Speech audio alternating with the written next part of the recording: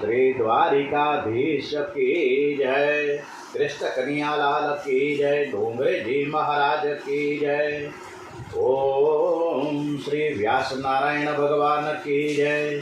श्री सुखदेव जी महाराज की जय। ओम श्री गम गणपते नमो नमः। श्री गम गणपते नमो नमः। वक्रतुंड महाकाय सूर्यकोटि समप्रभ निर्विघ्नं कुरु मे देव सर्वकार्येषु सर्वदा। ओम श्री गणपति महाराज की जय। ओम श्री हनुमान जी महाराज की जय। श्री रामचंद्र भगवान की जय। श्री रामचंद्राय नमो नमः। सौनु करो कल्याण हे दयाळु प्रभु सौनु करो कल्याण।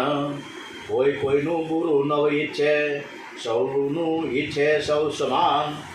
સૌનું કરો કલ્યાણ। श्री गायत्री मात की जय। ओम श्री भागवत भगवान जी महाराज की जय। ओम नमो भगवते वासुदेवाय। ओम આજે વૈશાખ સુદ દસમ છે બુધવાર। આજે આપની કથા શ્રી કૃષ્ણ પરમાત્માના ચરણોમાં વંદન સાથે સમર્પિત કરીએ છીએ। એ સુંદર સુંદર વિષ્ણુ ભગવાન તે કૃષ્ણ પરમાત્મા રામચંદ્રજીને આપણે નમસ્કાર સાથે વંદન કરતા કરતા આપની કથા સમર્પિત કરી રહ્યા છીએ।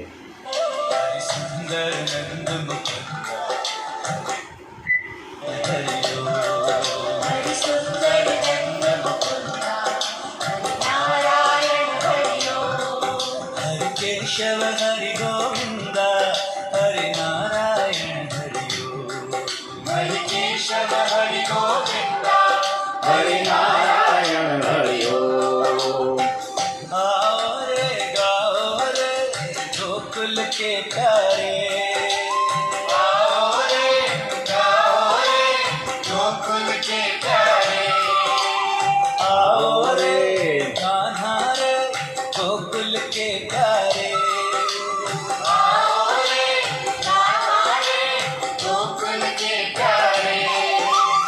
आओ रे नाचो रे रास रचाओ रे। आओ रे नाचो रे रास रचाओ रे। गाओ रे नाचो रे रास रचाओ रे। आओ रे नाचो रे रास रचाओ रे। हरि सुंदर नंद मुकुंद हरि नारायण हरि ओम।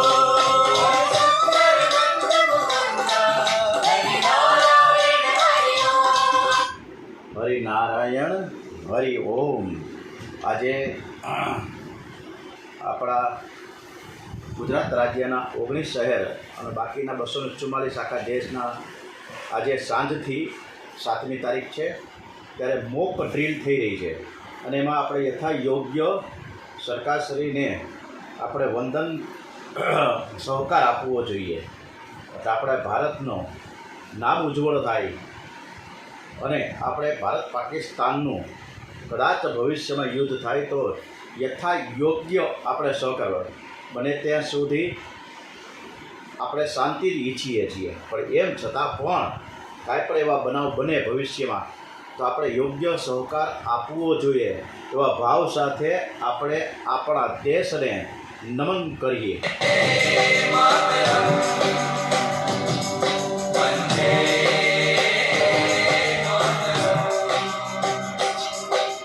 हे मातृभूमि भारत तुझ पद वंदना। हे मातृभूमि भारत तुझ पद वंदना। लाखों बालक करते तुझ पद। लाखों बालक करते तुझ पद वंदना वंदना वंदना वंदना। हे मातृभूमि भारत तुझ पद वंदना। हे मातृभूमि भारत तुझ पद। ओम શ્રી કૃષ્ણ કનૈયા લાલ કી જય. આ મોબાઈલ દેખાય. ઓમ નમો ભગવતે વાસુદેવાય. શ્રી રામ જય રામ જય જય રામ. આ દેખાય. આજે આપણે કથા તરફ પ્રયાણ કરીએ છીએ. નારદજી ગોલોક ધામમાં બ્રહ્માજીને કીધું કે મારે ગોલોક ધામમાં રાસલીલા રાધા કૃષ્ણના દર્શન કરવા છે. અને કૃષ્ણ કીર્તનમાં ભાવ વિભોર થઈ ગયા. અતિ આનંદ થયો છે. અને રાધાજીની ભલામણથી શ્રી કૃષ્ણે મને સરસ મજાનો પ્રસાદ આપ્યો છે. અને પ્રસાદમાં શું આપ્યું? વ્યાસજીએ પૂછે છે. ત્યારે નારદજી કહે છે કે પ્રભુએ મને આ પ્રસાદમાં તંબુરો આપ્યો છે અને કહ્યું કે કૃષ્ણ કીર્તન કરતા કરતા જગતમાં તું પરિભ્રમણ કરજે. અને સાથે સાથે એવી વાત પણ એક મેસેજ મૂક્યો નારદજીને કે મારાથી વિખૂટા પડેલા જે માનવો છે, મનુષ્યો છે, જીવો છે, એ બધાને તું નારાયણ નારાયણ કૃષ્ણ કીર્તન કરતા કરતા એ ખેંચી લાવજે. નારદજી એક એવા દેવર્ષિ છે, એવા ઋષિ છે કે જેને આજ સુધી એ બાલ બ્રહ્મચારી તો રહ્યા છે, પણ સતત અને સતત કૃષ્ણ કીર્તન નારાયણ નારાયણ કરે છે. એટલે જ આપણે જય ઘોષમાં કાયમ 56 ભોગનું જે જય ઘોષ થાય છે, 56 ભોગનું થેન્ક યુ કહીએ છીએ. અને આ થેન્ક યુમાં નારદજીનો બોલીએ શ્રી નારદજી મહારાજ કી જય. નારદજી મહારાજનો પણ જય જયકાર કરીએ છીએ. કળિયુગમાં ઉગરવાનો એકમાત્ર જો માર્ગ હોય ને તો એ નામ સ્મરણ છે. એક નામ સ્મરણની સાથે કીર્તન પણ થવું જોઈએ. કીર્તનથી મનના પાપ બળે છે, હૃદય શુદ્ધ થાય, પરમાત્મા હૃદયમાં આવે અને પરમાત્માની પ્રાપ્તિ થાય છે. એટલે જ કથામાં અવશ્ય કીર્તન થવું જ જોઈએ. કીર્તન વગર કથા પરિપૂર્ણ થતી નથી. ડોંગરીજી મહારાજ અને સદાયુજી મહારાજ આપણે માર્ગદર્શન પૂરેપૂરું આપે કે કીર્તન અને નામ સ્મરણ જપ તપ થવા જ જોઈએ. કળિયુગમાં સ્વરૂપ સેવા જલ્દીથી મળતી નથી, પરંતુ સ્મરણ સેવા તરત મળે છે, તરત ને તરત મળે છે. એટલે આપણે નામ સેવા તરત મળે એના માટે આપણે ધૂન ભજન અને કીર્તન અવશ્ય થવું જ જોઈએ. અને આમાં ડોંગરીજી મહારાજે ખૂબ સરસ મજાનું આપણને રાધા રમણની એક ધૂન કીર્તનમાં આપણને ડોંગરીજી મહારાજ લઈ જાય છે. અને એની સાથે સાથે આપણે પણ એ કીર્તનમાં જોડાઈ જઈએ.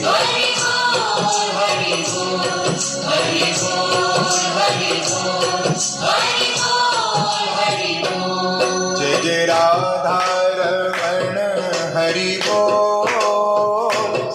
जय जय राधा रमण हरि बोल. जय जय राधा रमण हरि बोल. जय जय राधा रमण हरि बोल. जय जय राधा रमण हरि बोल. जय जय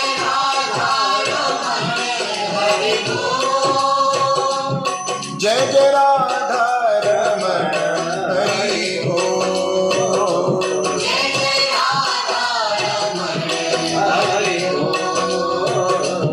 जय जय राधा रमण हरि बोल. जय जय राधा रमण हरि बोल. जय जय राधा रमण हरि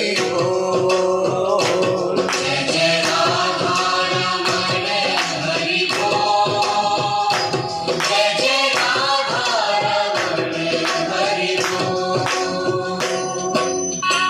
मन तेरा बोले राधे कृष्णा, तन तेरा बोले राधे कृष्णा.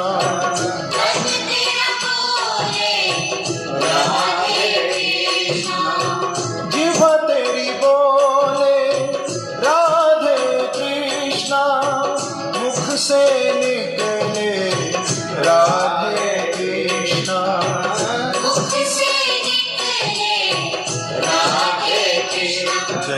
રાધારમણ હરિ બોલ, જય જય રાધારમણ હરિ બોલ.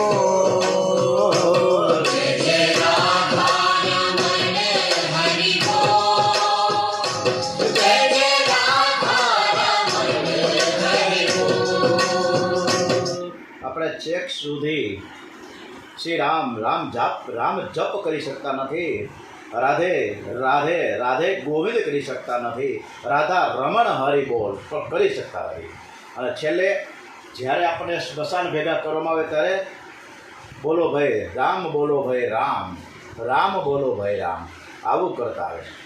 ત્યારે નાનામીમાંથી મૃત થયેલો એ દેહ, એ માનવ જે સૂતો છે, જે ચીર નિંદ્રામાં છે, એ ઊભો થાય અને આપણને એમ કે અત્યાર સુધી મેં તો નામ ન લીધું, પરંતુ હું હવે તમને સમજાવું કે તમે રામ બોલો ભાઈ રામ, રામ બોલો ભાઈ રામ, રાધા રમણ હરિ બોલ, કે તમે ભગવાનનું નામ સ્મરણ કરશો તો તમે સરસ રીતે પાર ઉતરી જશો. માનવને દેવ થવા માટે દેવ થવા માટે સંયમ, સદાચાર, સ્નેહ અને સેવા, ને એવા 4 છે. સંયમ, સદાચાર, સ્નેહ અને સેવા, આ 4 ગુણોની જરૂર છે. એ સત્સંગ વગર ક્યારે આવી ન શકે. નારદજી સત્સંગથી દાસી પુત્રમાંથી દેવર્ષિ થયા. નારદ ચરિત્ર એ ભાગવતનું બીજારોપણ છે. સત્સંગ અને સેવાનું ફળ બતાવવાનો આ ચરિત્રનો ઉદ્દેશ છે. ઈશ્વરની સાથે એક થવું એટલે એનું નામ છે સમાધિ, અને ઈશ્વરમાં લીન થવું એનું નામ છે સમાધિ. જ્યાં સુધી નારદ ન મળે ત્યાં સુધી નારાયણના દર્શન થતા નથી. એટલે તો ધ્રુવજીને વનગમન થયું ત્યારે વચ્ચે રસ્તામાં નારદજી મળ્યા હતા અને ધ્રુવજીને એક જ મંત્ર આપ્યો 12 અક્ષરનો, ઓમ નમો ભગવતે વાસુદેવાય. સંસારમાં આવ્યા પછી આ જીવ પોતાના સ્વરૂપને ભૂલી જાય છે. જ્યારે કોઈ સંતની તેરા ઉપર કૃપા થાય છે ને ત્યારે પોતાના સ્વરૂપનું ભાન કરાવે છે. ખુદ વ્યાસ નારાયણને પણ નારદજીની જરૂર પડી હતી. નારદજી નારાયણ કરતા બ્રહ્મલોકમાં પધાર્યા છે. બીજા બધા જ પુરાણોમાં વ્યાસજીની લૌકિક ભાષા છે, જ્યારે ભાગવતમાં વ્યાસજીની સમાધિ ભાષા છે. ભાગવત એ સમાધિ ભાષાનો ગ્રંથ છે. આંખને જે દેખાય તે બધું જ સાચું નથી હોતું. જાદુગર ગમે એટલા રૂપિયાના ઢગલા કરે, આંખ આપણે જોવે છે કે જાદુગર સરસ મજાના ઢગલા કરે છે, પણ એ ખરેખર સાચા નથી હોતા. જો રૂપિયાનો જ ઢગલો એ કરી શકતો હોય તો જાદુગર આવા શો કરે છે શું કામ? સરસ મજાનું મજા ન કરે. આંખને દેખાય છે બધું જ ખોટું છે. આંખો બંધ કરીને સમાધિમાં પરમાત્માનું ધ્યાન કરતા કરતા સત્યનો સાક્ષાત્કાર થાય છે. સમાધિમાં જે દેખાય છે તે સત્ય છે. અને ભક્ત તો ન્યા સુધી કહે છે આંખ ઉઘાડી રાખું કે બંધ રાખું, પણ જ્યારે હું જ્યાં નિહાળું ત્યાં મને અંદરથી અજવાળું થાય. મને દરેક વખતે ભગવાનના દર્શન કરતો રહું. અને ગોપીનો ભાવ તો કેવો છે કે હું આંખ ઉઘાડી રાખું કે બંધ રાખું, મને તો બધે જ દેખાડે, બધે જ ઠેકાણે શ્રી કૃષ્ણ જ દેખાય છે.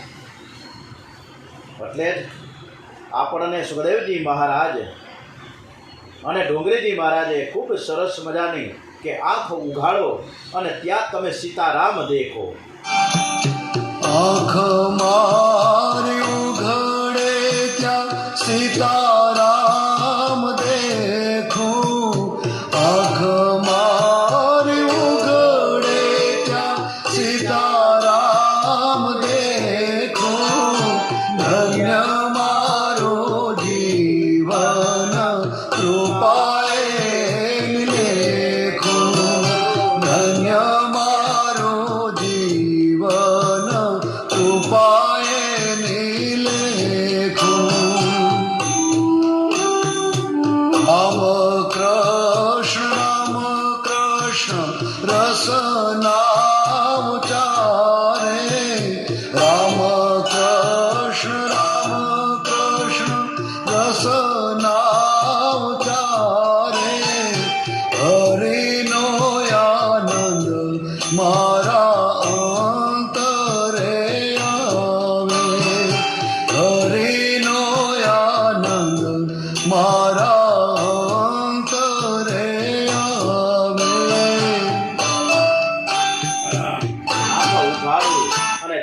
સીતારામ સીતારામ સીતારામ દેખું.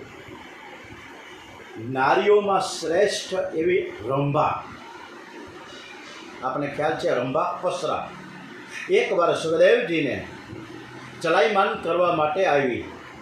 સુખદેવજીને કહે છે કે વૃથા ગદમ તસ્ય નરસ્ય જીવનમ. રંભા શું કહે છે? સુખદેવજી મહારાજે કહે છે કે મનુષ્ય જીવન ભોગ માટે છે, આ જપ તપ માટે નથી. આ મનુષ્ય જીવન તમને મળ્યું છે તો આ ભોગ માટે છે. સંતોનું સાધુ સંન્યાસોનું જીવન આખે આખું વૃથા છે. એમ રંભાવરી સુખદેવજીને એ પ્રકારની સલાહ સૂચન કરે. ત્યારે સુખદેવજી કહે છે કે દેવી તમે સાંભળો, તમે શું કહો છો? તમે એમ કહો છો કે મનુષ્ય જીવન ભોગ માટે છે, હું સંતોનું જીવન છે એ વૃથા ગયું છે.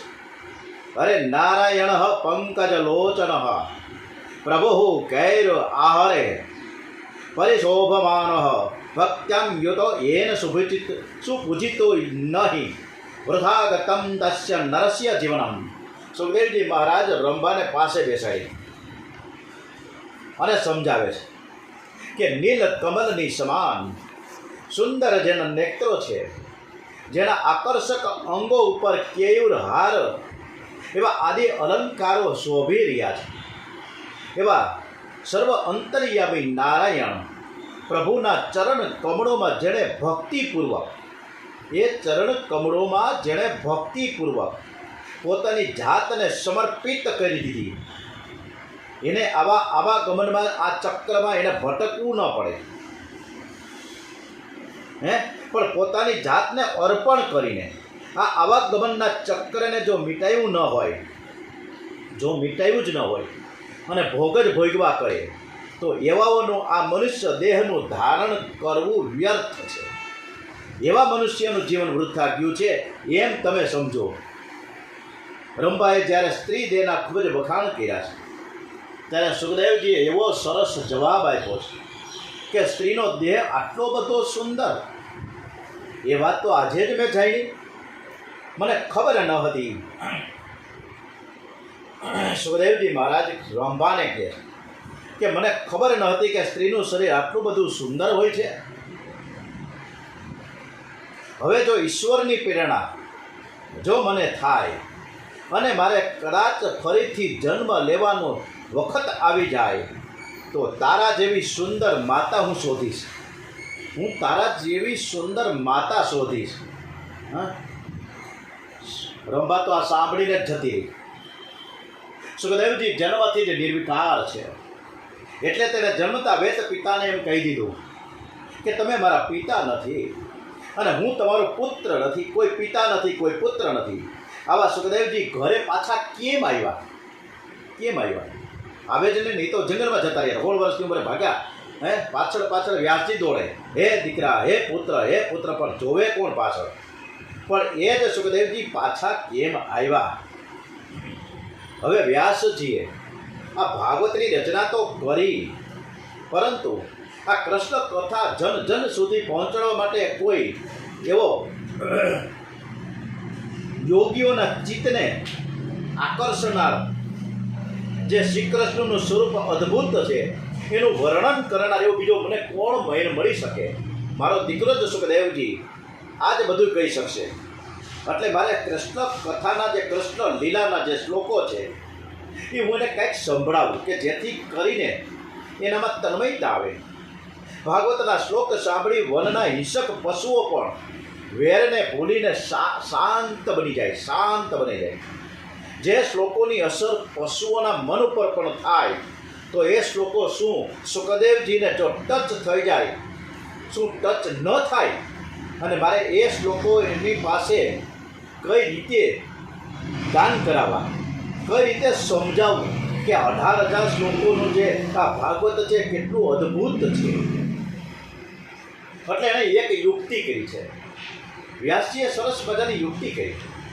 સુખદેવજી જે વનમાં ભ્રમણ કરતા હતા ને ત્યાં પોતાના શિષ્યોને બહુ સરસ સરસ ચુનંદા શ્લોકોને એની પાસે પઠન પાઠન કરાવ્યું એકદમ સરસ રીતે. અને પછી આ શ્લોકોનું ગાન તમે કે ત્યાં જઈને કરો, જ્યાં જ્યાં એ વન વિહાર કરતા હોય સુખદેવજી ત્યાં તેને કાને અથડાય આ શ્લોકો એવું તમે જૈન કરો. સુખદેવજી સ્નાન સંધ્યા કરીને સમાધિમાં બેસવાની તૈયારી કરતા હતા અને એ જ સમયે સુખદેવજી મહારાજે શ્લોકોનું આ બધા જ જે શ્લોકો છે આ બધા જ શ્લોકોનું એમાં અમુક જે એના શિષ્યો હતા એના જે શિષ્યો હતા એને થોડા શ્લોકો બોલતા હતા એ એના કાને પડ્યા.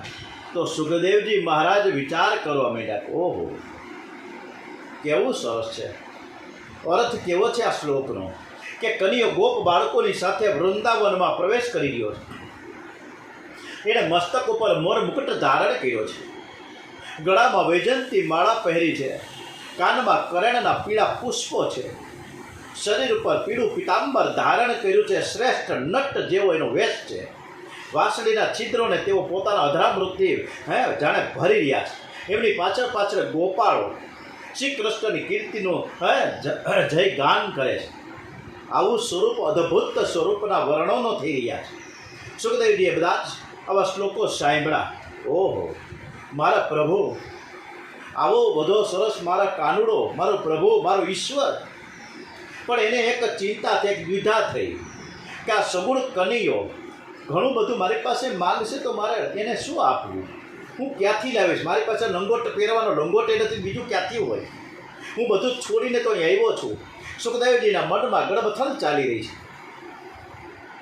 ત્યારે એને સુખદેવજી મહારાજ આવું બધું વિચારતા હતા ત્યાં જ એમના કાને બીજો શ્લોક આવ્યો. અહો બકીયમ સ્તન કાલ કૂટમ જીદ્યમ સયા પાય દસ્યત સાધ્વી લેભે ગતિમ ધાત્રમ ચિંતામ તતોન્યમ કમ વા દયાલુ શરણમ વ્રજેમ. કે સ્તનમાં જો પૂતનાને મારવા માટે આવી હતી કાનુડાને. આ શ્લોકની અંદર વાત આવે છે કે સ્તનમાં ઝેર ભરીને મારવાની ઈચ્છાથી પૂતના આવી છે. ત્યારે કન્યાએ એને માતા ગણીને એને સદગતિ આપી છે. આવા ભગવાન શ્રી કૃષ્ણ સિવાય બીજું કોણ દયાળુ હોઈ શકે કે જેનું શરણ ગ્રહણ આપણે કેમ ન કરીએ. મારા પ્રભુ તો દયાળુ છે. એણે પૂતનાને પણ યશોદા જેવી ગતિ આપી છે. શ્રી કૃષ્ણને માખણ મિશ્રી નહીં, કાંઈ ભોગ ધરવાની જરૂર નથી, પણ પ્રેમનો ભોગ ધરો, પ્રેમથી ગુણના ગાઓ.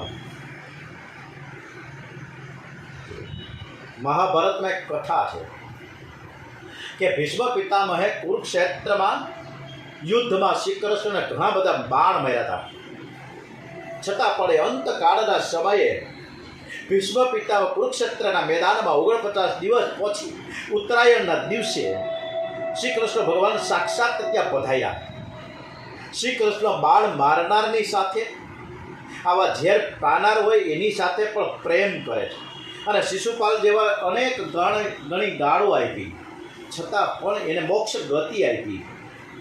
આવા પરમેશ્વર છે શ્રી કૃષ્ણ. સુખદેવજીની શંકાનું સમાધાન થઈ ગયું કે હવે મારી પાસે કનૈયો કંઈ માંગવાનો નથી, આપણે એને કશું આપી શકીએ એમ નથી. આપવું તો શું આપવું, શું આપી શકીએ, આપણામાં શું આપણી હેસિયત શું છે કે ભગવાનને આપણે કંઈક આપીએ. સુખદેવજીએ વિચાર કર્યું કે વ્યાસજી મારા પિતા છે અને હું એનો ઉત્તરાધિકારી છું. હું પિતા પાસે જઈને જરૂર આ પુરાણ સાંભળીશ. આજે 12 વર્ષ બાદ સુખદેવજી મહારાજ વનમાંથી જંગલમાંથી વ્યાસ આશ્રમમાં પરત આવ્યા છે. એમણે વ્યાસજીને સાષ્ટાંગ પ્રણામ કર્યા છે. વ્યાસજીએ સુખદેવજીને છાતી સરસા ચેબક મારો દીકરો આવ્યો. સુખદેવજીએ વ્યાસજીને કહ્યું પિતાજી મને આ શ્લોકો તમે મને ભણાવો. વ્યાસજી સુખદેવજીને ભાગવત ભણાવે છે. બસ આ હેતુથી સુખદેવજી વનમાંથી પાછા કેમ આવ્યા, જે પ્રશ્ન હતો એ પ્રશ્ન અહીંયા નિરાકરણ થયું કે ભાગવતની જે રચના વ્યાસજીએ કરી છે એ ભણવા માટે વ્યાસજી એના પિતા પાસે આવ્યા. સુખદેવજી કથા સાંભળીને કૃતાર્થ થયા છે. આ ભાગવત પુરાણનો પ્રચાર અને પ્રસાર કેવી રીતે કરવો એ વ્યાસ ભગવાનની ચિંતાનો અંત આવી ગયો છે. આપણે પણ ઘણી બધી ચિંતા હોય છે, પણ એ ચિંતા, એ સમસ્યાઓનો ઉકેલ ક્યારેય હોતો નથી, કારણ કે ચિંતામાં આપણે ઘણા બધા બળી જાય છે. પણ ભગવાનની સમક્ષ આપણે એક વખત શ્રદ્ધા, વિશ્વાસ, અતૂટ વિશ્વાસ સાથે એને આપણી સમસ્યા, આપણી ચિંતા મૂકી દઈએ તો એ હલ કરી શકે. સુતજી કહે છે કે શૌનકજી આશ્ચર્ય ન કરો, શ્રી કૃષ્ણના ગુણો એવા મધુર છે કે સર્વને તે પોતાના તરફ ખેંચી લે છે. એમ સુખદેવજીના મનને એ આકર્ષી લીધું છે. એમાં શું નવાય? ભાગવતની કથાનું પાન કરતા કરતા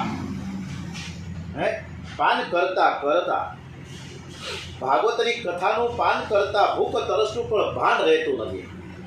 એટલે 1 કલાક આપણે કથા કરીએ, ખબર નથી પડતી 8 વાગે શરૂ થાય 9 વાગે ક્યારે પૂરું થઈ જાય. પણ એક સમયને આપણે અનુરૂપ ચાલવું પડે છે. બાકી તો આ અખંડ રીતે આપણે કથા કદાચ વાંચ્યા જ કરીએ તો મજા જ આવે, એવો આનંદ આવે. ભાગવત કથા છે એ આનંદ આપનારી કથા છે. એમાં ભૂખ તરસનું પણ ભાન રહેતું નથી. અને તેથી જ 10મા સ્કંદના પહેલા અધ્યાયમાં સુખદેવજી મહારાજ કહે છે કે એક સમય એવો હતો કે ખૂબ જ ભૂખ તરસ લાગતી હતી, પણ ભગવાનની કથામાં હું એવો તલીન બની ગયો કે મને ભૂખ તરસનું પણ મને ભાન નથી રહેતું. ને શાંતિ દુસહા શ્રુમ નામ ત્યક્તો દપે દમપી બાધતે પીબતમ ત્વમ મુખા મો જચ્યુતમ હરિકથા અમૃતમ. આ જે હું શ્લોકો જે શ્લોકો હું અત્યારે તમારી સમક્ષ ગાન કરું છું એ આ ડોંગરજી મહારાજની જે કથામાંથી જ વાંચું છું. એમાં ઘણી વખત વ્યાકરણ અશુદ્ધિ હોય છે, કારણ કે મને કોઈ શ્લોક આવડતા નથી, મને સંસ્કૃતનું કોઈ નોલેજ નથી. એટલે જે કાંઈ એમાં ક્ષતિ રહી જાય છે એ ભગવાનને સમર્પિત કરું છું કે કદાચ ક્યાંક મારી ભૂલ થાય તો તમે એમાં ક્ષમ્ય ગણજો. અને તમે બધા જે પરીક્ષિત સ્ત્રીઓ પણ એમાં ઘણા કદાચ કોક એવા પણ હશે વિદ્વાન કે આ મહેશભાઈ જોશી કથાના જે શ્લોકો છે બરાબર વાંચતા નથી, બરાબર ગાન કરતા નથી, શ્લોકમાં અશુદ્ધિ બહુ છે. હું સ્વીકારું છું કે અશુદ્ધિ છે, હોઈ શકે, કારણ કે મને કોઈ કર્મકાંડ પણ આવડતું નથી, મને સંસ્કૃતના શ્લોક પણ આવડતા નથી, મને કાંઈ આવડતું જ નથી. હું તો ફક્ત ઝીરો છું. પરંતુ આ હીરો શ્રી કૃષ્ણ પરમાત્મા હીરો છે. બસ એની કૃષ્ણ કથા એક દિલથી, એક શ્રદ્ધાથી, એક ભક્તિથી, એક વફાદારીથી, એક પ્રમાણિકતાથી આપની સમક્ષ રજૂ કરવા માટે ભગવાનની આ પ્રેરણા થઈ છે. સુખદેવજી મહારાજ અને ડોંગરેજી મહારાજની પ્રેરણાથી આ કથા થાય. એટલે હું દરેકની ફરી માફી માગું છું. મેં પાણી પણ છોડ્યું છે, સુખદેવજી મહારાજ કહે, છતાં હું આપના મુખ કમળમાંથી નીકળતું શ્રી હરિકથા રૂપી અમૃતનું પાન કરી રહ્યો છું. અને તેથી આ અતિ દુસહ શ્રદ્ધા એટલે કે તરસ પણ મને ક્યારે પણ કષ્ટ નથી આપતી. પરીક્ષિત રાજા કહે છે કે આ કથા અમૃતનું પાન કરતાં મને તુષ્ટિ થતી નથી. તો હા, મેં પરીક્ષિત રાજા કહે છે. જ્યારે 4થો 5મો દિવસ થયો ત્યારે સુખદેવજી મહારાજ કહે છે કે તમારે જળપાન કરવું છે, જમવું છે, ભૂખ લાગી છે? તો કે ના, મને આ ભજન કીર્તન અને કથા કૃષ્ણ કથામાં હું એવો મગ્ન થયો છું કે ભૂખ અને તરસને પણ હું ભૂલી ગયો છું. જે ભૂખ અને તરસને ભૂલી જાય છે તે ઉત્તમ શ્રોતા છે. અને ઉત્તમ વક્તા તો એ છે કે જે કથામાં ભૂખ તરસને ભૂલાવી દે. વૃત્તિ આત્માકાર થાય તો દેહ ધર્મનું ભાન રહેતું નથી. કૌરવ અને પાંડવોનું યુદ્ધ પૂરું થયું છે. અશ્વસ્થામાં વિચાર કર્યો કે પાંડવો કપટથી યુદ્ધમાં જીતા છે, હું પણ કપટથી પાંડવોને મારીશ. પાંડવો સૂઈ ગયા ત્યારે તેઓને આવ છાનમુનો જઈ અને ત્યાં જઈને હું એ 5 પાંડવોને અડધી રાત્રે મારવા જઈશ. નક્કી થયું. શ્રી કૃષ્ણ ભગવાનને ખબર પડી છે. શ્રી કૃષ્ણ ભગવાનને ખબર પડી. એને તો એ તો અંતર્યામી છે શ્રી કૃષ્ણ પરમાત્મા. તરત જ આવ્યા છે શિબિરમાં, કુરુક્ષેત્રના મેદાનમાં સૂતા હતા પાંડવો. ઉઠાડ્યા કે હાલો, બસ એટલું જ કીધું, હાલો મારી સાથે ગંગા કિનારે આપણે જવું છે. કોઈ પણ જાતના પ્રશ્ન કર્યા વગર પાંડવો શ્રી કૃષ્ણ ભગવાનની સાથે હાલી નીકળ્યા. કેટલો બધો દ્રઢ વિસ્તાર, પૂછ્યું નથી ક્યાં જવું છે. દ્વારિકાનાથ કહે તે જ કરવાનું એ પાંડવોનું એક લક્ષ્ય હતું. એ કોઈ દિવસ પોતાને સ્વતંત્ર ગણતા જ ન હતા. એમ જ માનતા હતા કે હું કૃષ્ણ ભગવાનને અમે આધીન છીએ, દ્વારિકાધીશને આધીન છીએ. અને આજકાલ તો સ્વતંત્રનો અર્થ જ કંઈક જુદા જ રીતે કરવામાં આવે. આજે બધાને સ્વતંત્રતા જોઈએ છે. અને આ સ્વતંત્રતા એટલી હદે વટી ગઈ છે કે કોઈ કોઈના કહ્યામાં જ નથી. કોઈ કોઈના કહ્યામાં નથી. એક વખત હું ટ્રેનમાં જતો હતો, જ્યાં સાચી ઘટના હું તમને બતાવું છું.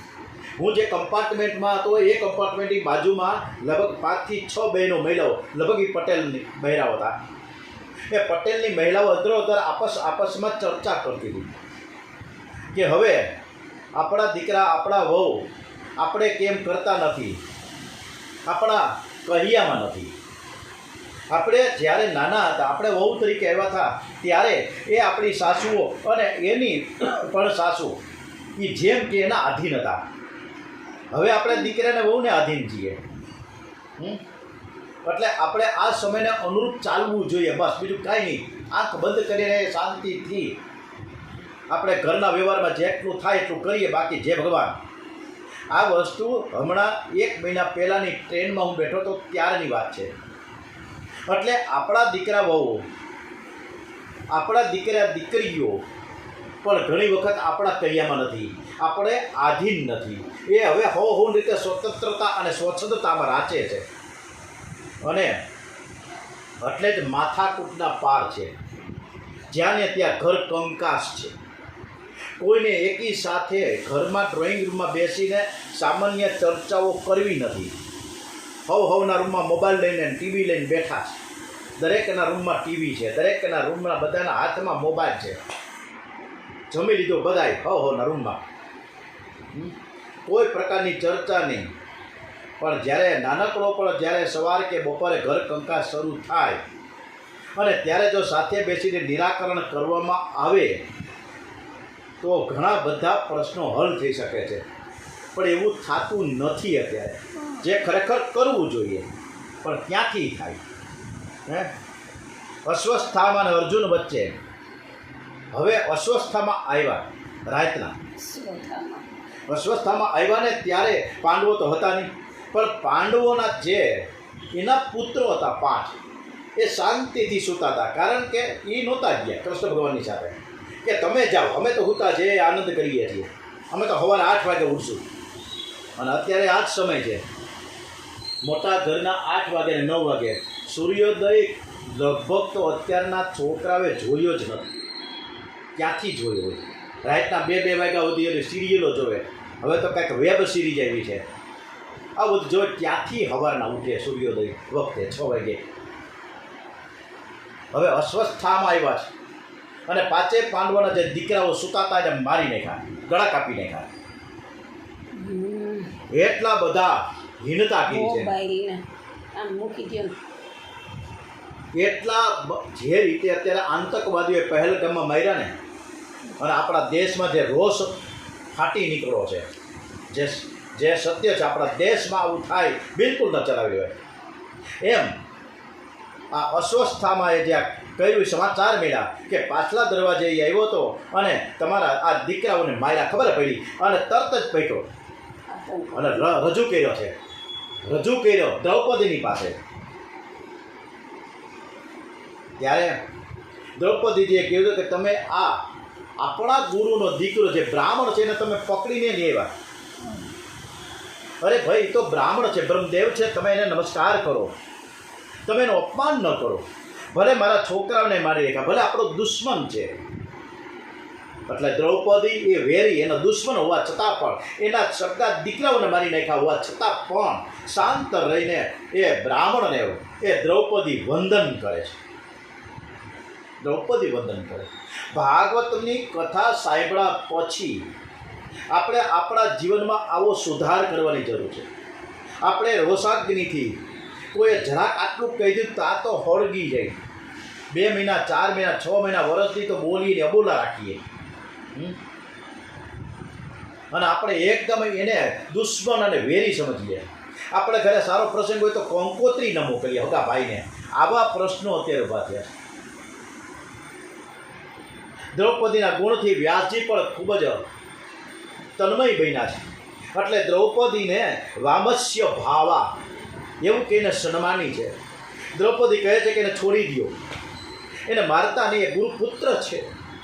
જે વિદ્યા દ્રોણાચાર્યજીએ એના દીકરાને નથી શીખડાવી એ તમને શીખડાવી છે. બ્રાહ્મણ છે પરમાત્માનું સ્વરૂપ છે, એને વંદન કરાય, મરાય નહીં. અને આજે બ્રાહ્મણનું પણ કરી નાખવું. હે, આજે બ્રાહ્મણને હેરાન પરેશાન કરવામાં લોકો કે પાછી પાની કરતા નથી. અને રાણા કંડોરણાના જે દેવું ભગત છે એ વારંવાર કહે છે કે બ્રાહ્મણ છે સન્માનીય છે, ગમે તેવો બ્રાહ્મણ આવે હોય પણ એને તમે ઘરે જમાડો અને યથાયોગ્ય દક્ષિણા આપો. બ્રાહ્મણ છે સન્માનીય છે. બ્રાહ્મણ સિવાય એક પણ જ્યારે જ્યારે દેવતાઓએ ભગવાને અવતાર લઈ અને જ્યારે પોતાના સ્વરૂપ પર મૂક્યા ત્યારે બ્રાહ્મણના વેશમાં જે તે વખતે ગયેલા. હનુમાનજી પર બ્રાહ્મણ થયા હતા, રામચંદ્રજી, કૃષ્ણ ભગવાન ગમે તે હોય, પછી લક્ષ્મીજી હોય અથવા તો બ્રહ્માજી હોય, બ્રહ્માણી હોય, બધા જ બ્રાહ્મણ તરીકે આવ્યા છે. અને જ્યારે રુક્ષ્મણીજીએ સુદામદેવને એક બ્રાહ્મણને મોકલ્યા હતા ટપાલ લઈને કે જાઓ તમે કૃષ્ણ ભગવાન પાસે દ્વારિકા જાઓ, અને મારી ટપાલ કા બીજા કોઈ ન મોકલા, કોઈ બીજા સિપાહી ન મોકલા, કોઈ ક્ષત્રિય ન મોકલા, પણ બ્રાહ્મણને મોકલા છે. એટલે બ્રાહ્મણને વંદન કરાય, ક્યારે એને હેરાન પરેશાન ન કરાય. અને કદાચ ભૂતકાળમાં કોઈ કહ્યા હોય તો માફી માંગી લ્યો. એ બ્રાહ્મણની ખૂબ જ અદ્ભુત એ આશીર્વાદ આપશે. એટલે બ્રાહ્મણના આશીર્વાદ ફળે છે. અને આજની તારીખમાં જ્યાં પણ કર્મકાંડ અથવા તો ધાર્મિક પ્રસંગ થાય, પછી લગ્ન હોય કે જનોઈ પ્રસંગ હોય કે કોઈ પણ ધાર્મિક વિધિ કરવામાં આવે ત્યારે બ્રાહ્મણને બોલાવવામાં આવે. કોઈ ઇતર જ્ઞાતિને આપણે કોઈ પણ લઈ અને એની પાસે નથી કરાવતા, પણ બ્રાહ્મણ વંદનીય છે. એટલે જ આ દ્રૌપદી દયાનું સ્વરૂપ છે, એટલે કે છોડી દો. આજે આ ધર્મની સાથે આ જોડાયેલા પાંડવો અને દ્રૌપદી, એટલેથી આ બધું વિચારી શકે, બીજા કોઈનું કામ જ નથી. આજે લોકો ધર્મને નથી માનતા પણ કાવડિયાને માને છે, ધનને મુખ્ય ગણે છે. ધન ધર્મની મર્યાદામાં રહીને મેળવવું જોઈએ. પૈસા માટે ધર્મનો ત્યાગ કરવો નહીં, પણ ધર્મને માટે પૈસાનો ત્યાગ કરવો તે ઈશ્વરને પ્રિય છે. પણ અત્યારે તો લાખો 2 લાખ ધર્મને એક બાજુ મૂકી દઈએ, આપણે કાંઈ કરવું નથી ભાઈ. કાવડિયા મળતા હોય તો બધું છોડી દેવા તૈયાર છીએ. દ્રૌપદી અશ્વસ્થામાને બચાવ્યો છે. અને અર્જુને કહ્યું કે આને મારવાથી મારે 5 પાંડવો છે ને, મારા પુત્રો છે ને, એક પણ જીવતો નથી થવાનો. પરંતુ આ બ્રહ્મ દેવતાને મારવાથી વધુ એક માતા પુત્ર વિહોણી જરૂર બનશે. અશ્વસ્થામાને મારવાથી દ્રોણાચાર્યની પત્ની અને અશ્વસ્થામાની મા ગૌતમીને અતિ દુઃખ થશે. મારા તો પતિ છે, તમે 5 પતિ છો મારે.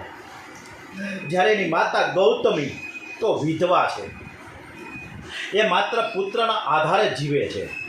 પુત્ર મળશે તો ગૌતમીના જીવનમાં કોઈ આધાર નહીં રહે.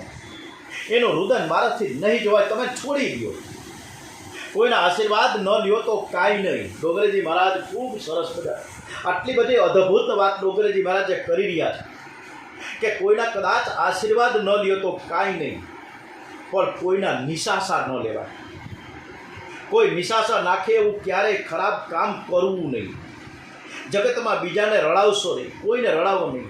કોઈને શું કામ દુઃખી કરવા, પણ જાતે રડી લેજો. કદાચ દુઃખ સહન કરવાનું થાય તો પોતાની જાત ઉપર દુઃખ સહન કરો, પણ બીજાને રડાવતા નહીં. રડવાથી આપણું પાપ બળે છે, આપણે જાતે રડી લઈએ. ભીમ અર્જુનને કહે છે કે આ બાળ હત્યારા ઉપર દયા કોઈ દિવસ કરાય? આ તો બાળ હત્યારો છે, 5 આપણા છોકરાઓને મારી નાખ્યા છે. હે, ત્યારે અર્જુન એ કે તું તારી પ્રતિજ્ઞા તો તું વિચાર, તે પ્રતિજ્ઞા કરી હતી કે આને માર તું. અર્જુન તો 2 ઘડી મૂંઝવણમાં પડી ગયો કે કરવું હું. એક કોરથી દ્રૌપદી કાને છોડી ગયો, એક કોરથી ભીમ કે કાને મરાય. ત્યારે શ્રી કૃષ્ણ ભગવાને કીધું બધાને કે બધા જ શાંત રહી જાઓ. જે દ્રૌપદી કહે છે બરાબર જ છે, એના દિલમાં દયા છે. ભીમે કહ્યું મનુસ્મૃતિમાં એવું કહેવામાં આવ્યું છે કે આતતાઈને મારવામાં કોઈ પાપ છે જ નહીં. ત્યારે શ્રી કૃષ્ણ ભગવાને કીધું કે બ્રાહ્મણનું અપમાન કરો, એનું અપમાન છે ને મરણ તુલ્ય છે. અસ્વસ્થામાને મારવાની જરૂર નથી, પણ એનું અપમાન કરીને કાઢી મૂકો. શ્રી કૃષ્ણના વચન અનુસાર અર્જુને તલવાર વડે અસ્વસ્થાના મસ્તકમાં રહેલો જે મણિ હતો કાઢી લીધો. તેજહીન બની ગયો અને પછી કાઢી મૂક્યો. આટલું બધું અપમાન કરીને અશ્વસ્થામાને એમ થયું કે મને આટલું બધું અપમાન મારું. એ માણસ કેવો બ્રાહ્મણ કે એને છોડી દીધો, એને નવું જીવન બક્ષ્યું છે પાંડવોએ, દ્રૌપદીએ. એમ છતાં પણ અર્જુનના દીકરાની પત્ની ઉત્તરા કે એના પેટમાં જે ગર્ભ હતો એને એમ થયું અશ્વસ્થામાને કે હું એના વંશ ન રહેવા દઉં, એના વંશનો નાશ કરીશ. એટલે અશ્વસ્થામાએ એ ગર્ભ ઉત્તરાના પેટમાં રહેલા ગર્ભને નાશ કરવા માટે બ્રહ્માસ્ત્ર છોડ્યું છે. ઉત્તરા આકુળ વ્યાકુળ થયા છે. ખબર નથી કે આ બધું શું થઈ રહ્યું છે. પણ એને એક યાદ આવ્યું કે મારી સાસુ દ્રૌપદીમાં જ્યારે કષ્ટ, જ્યારે વિપત્તિ, જ્યારે દુઃખ આવી જતા ને ત્યારે દ્વારિકાધીશને યાદ કરતા. અને ત્યારે દ્રૌપદીએ પણ જે રીતે મને આ શિખામણ આપી છે, મારી માએ શિખામણ આપી, મારી સાસુએ જે શિખામણ આપી, મારે એના અમલવારી કરવી જ જોઈએ. એટલે શ્રી કૃષ્ણ ભગવાનનું સાનિધ્ય કર્યું. ઉત્તરાએ આર્તનાદ કર્યો છે કે હે દ્વારિકાધીશ, હે પ્રભુ, હે ઈશ્વર, મારા પેટમાં કંઈક સળવળે છે, મારા પેટમાં કંઈક બળે છે, તમે મને બચાવો. આમાં શું થયું છે મને ખબર નથી. અને શ્રી કૃષ્ણ ભગવાન ઉત્તરાના ગર્ભમાં રહેલા પરીક્ષિતનું સુદર્શન ચક્રથી રક્ષણ કરી રહ્યા છે. દરેક જીવ માત્રનું રક્ષણ માતાના ગર્ભમાં ઈશ્વર કરે છે. પણ આપણે ભૂલી જઈએ છીએ, આપણે ખબર જ નથી, આપણે થેન્ક યુ તો કહેતા જ નથી. એટલે પણ કાંઈક ખબર તો હોવી જોઈએ ને કે ગર્ભમાં છે એ ઈશ્વર છે, એ અંદર આપણે જે અંદરનું બાળક છે એનું રક્ષણ કરે છે 100%, 100%. તો ભગવાનને થેન્ક યુ તો કયો બહાર આવ્યા પછી? બહાર આવ્યા બાદ આપણે ઈશ્વરનો હર હંમેશ આભાર વિધિ કરતા રહીએ. ગર્ભમાં રહેલો જીવાત્મા હાથ જોડીને પરમાત્માને સતત નમન કરતો રહે છે. પણ બહાર આવ્યા પછી બે હાથ છૂટા, એનું નમન અને વંદન બધી છૂટી જાય, એ પરમાત્માને ભૂલી જાય છે. ગર્ભમાં જે હતો બાળક એ ત્યારે નમન વંદન કરે છે, હાથ જોડી જોઈને, પણ બહાર આવ્યા પછી ભગવાનને ભૂલી જાય છે. આ વસ્તુ છે, ભગવાનને ક્યારે ભૂલવા નહીં. એના થકી આપણે ઉજળા છીએ. કુંતાજીની એક સરસ મજાની જે એને માંગ્યું, સ્તુતિ કરીને માંગ્યું દ્વારિકાધીશનું. એ દ્વારિકાધીશે એને એટલું બધું વરદાન આપવા માટે કીધું કે નહીં, પણ નહીં, મારે તમારી પાસે કાંઈક બીજું માંગવું છે. શું માંગવું છે ખબર નથી, આવતીકાલે ખબર પડશે. આપણે આવતીકાલે આ દિવ્ય ગાથા છે, આ દિવ્ય ગાથા શ્રીમદ ભાગવત, આ ભાવો પ્રેમ શ્રીમદ ભાગવત દિવ્ય ગાથા છે. જેમ જેમ આ ગાથામાં ઊંડા ઉતારતા જશું એમ આનંદ આવતો જશે. આપણે પણ આ ગાથા તરફ સરસ મજાનું પ્રયાણ કરી રહ્યા છીએ ત્યારે ખૂબ શાંતિથી આપણે આનંદ સાથે અને શ્રી કૃષ્ણ પરમાત્માને પણ સરસ મજાની આ કથા સંભળાવી એ ભાવ સાથે શ્રી કૃષ્ણ ભગવાનનું આપણે શરણું લઈએ.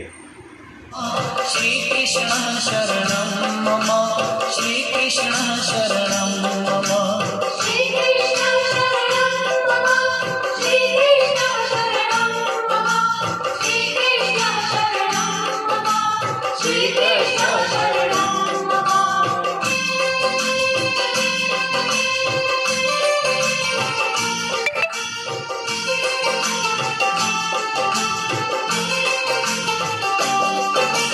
કદમ કેરી ડાળો બોલે શ્રી કૃષ્ણ શરણમ મમ, જમના કેરી પાળો બોલે શ્રી કૃષ્ણ શરણમ મમ, વ્રજ 84 કોશ બોલે શ્રી કૃષ્ણ શરણમ મમ, કુંડ કુંડની સીડીઓ બોલે શ્રી કૃષ્ણ શરણમ. શ્રી કૃષ્ણ શરણમ મમ. કૃષ્ણ કનૈયા લાલ કી જય. ભગવાનને સરસ મજાની આપણે આરતી કરી રહ્યા છીએ, તો એ આરતીમાં આપણે બધા જોડાઈએ અને ભગવાનને તાલી પાડીને આપણે સરસ મજાની આરતીમાં મગ્ન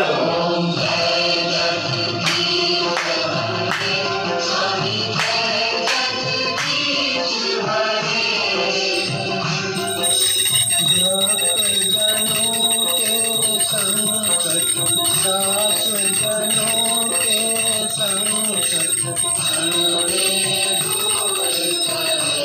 ओम जय जगदीश हरे।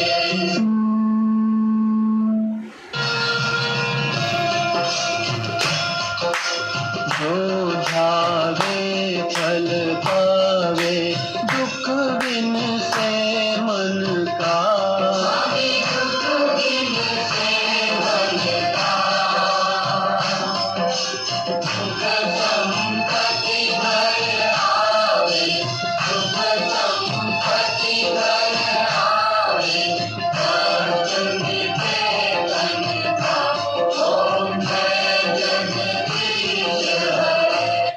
ઓમ જય જગદીશ હરે. શ્રી કૃષ્ણ પરમાત્માને વંદન રમન સાથે આવતીકાલે ફરીથી આપણે કથામાં જોડીશું. ત્યાં સુધી આપણે વિરામ. કુંતાજીએ શું માંગ્યું?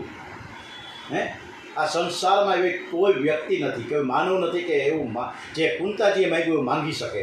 તાકાત નથી, હિંમત પણ નથી. તો આવતીકાલે ખૂબ સરસ મજાના ભાવપૂર્ણ આપણે બધાને જય શ્રી કૃષ્ણ કરતા કરતા કથાને વિશ્રામ આપીએ છીએ. ઓમ નમો ભગવતે વાસુદેવ.